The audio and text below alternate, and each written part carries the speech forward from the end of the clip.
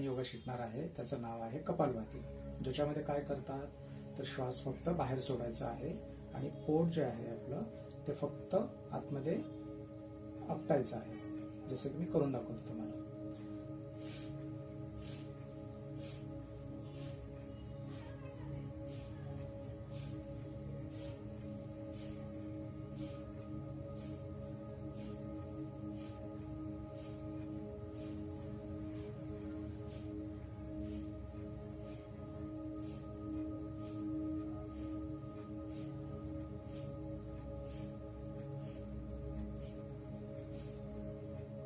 आणि हे तुम्हाला उपाशीपोटी करायचं आहे किंवा जेवण झाल्यानंतर 2 तासानंतर करायचं आहे. ज्यांना ज्यांना पोटदुखीचा त्रास आहे किंवा आतड्याला सूज आलेली आहे अशा पेशंट्सनी डॉक्टरांच्या सल्ल्याशिवाय कपालभाती हा योगासन करू नये.